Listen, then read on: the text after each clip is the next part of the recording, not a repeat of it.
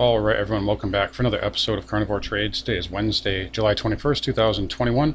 Markets have just closed in the past couple of minutes here. Quiet day on Wall Street. That is very common for the market to do after a big up day or a big down day. Oftentimes you'll get a pause. Again, you see we're in this tight trading range, with the exception of the last 10 minutes. We're at a little bit of a squeeze here.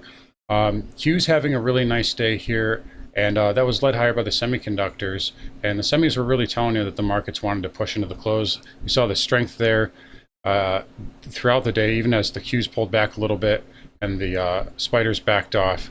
But semis are a leading indicator, and they did tell us that we're going to go higher throughout the day.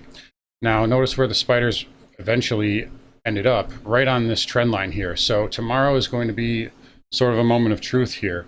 I do expect there to be a little bit of resistance here, even if it's just a one-day pullback, but we'll see what this market's made of starting tomorrow. So if we reject this trend line, now notice the volume is dipped precipitously as we've bounced here. If this trend line is rejected and we push back lower, we could be seeing more of a correction to come. Another chart that I'm really keeping an eye on here is the Russell.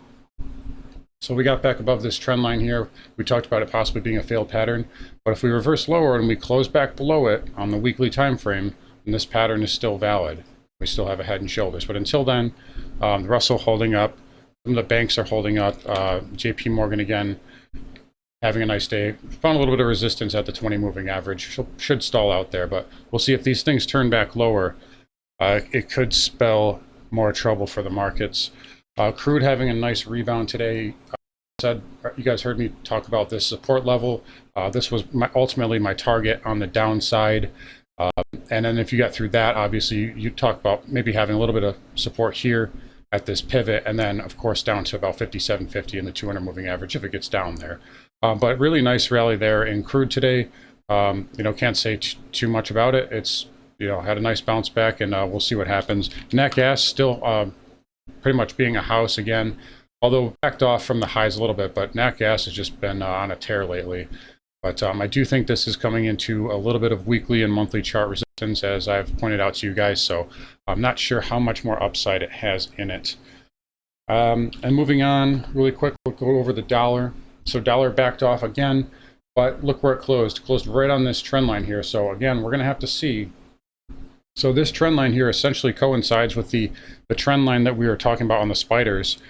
And essentially, if we bounce off of this trend line and advance higher, that should coincide with a move on the spiders in regards to this trend line. So I think these charts are intertwined right now.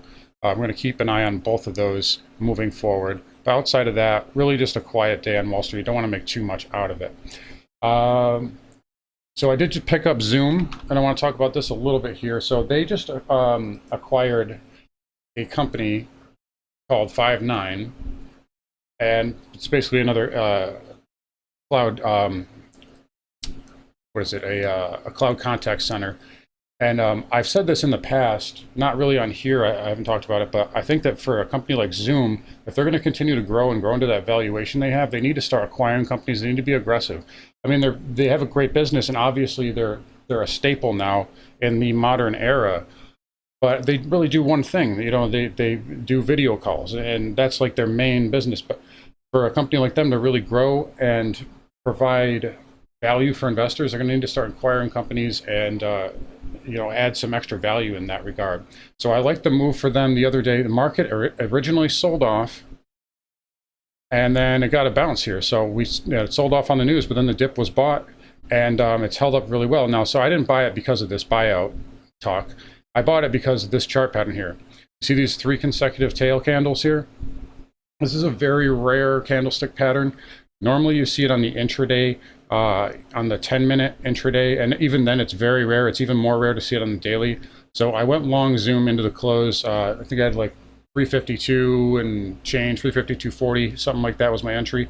But I really like this. I like that you sold off, hit the 50 moving average, and then you had a huge surge in volume that brought you off the lows. And essentially your support here of your previous breakout was defended. So I think this trade has some good upside to it. And I also like it because the risk reward is very, very favorable. All you have to do is put your stop below a close below this candle here, and that's really it. So minimal downside, and you have a lot of upside potential in this. So that's something I did do today. Outside of that, again, yeah, just a really quiet day on Wall Street for the most part. But again, as always, if anything changes, I will let you know as soon as possible via Twitter or whatever else. Anyway, you guys take care and have a great rest of your day.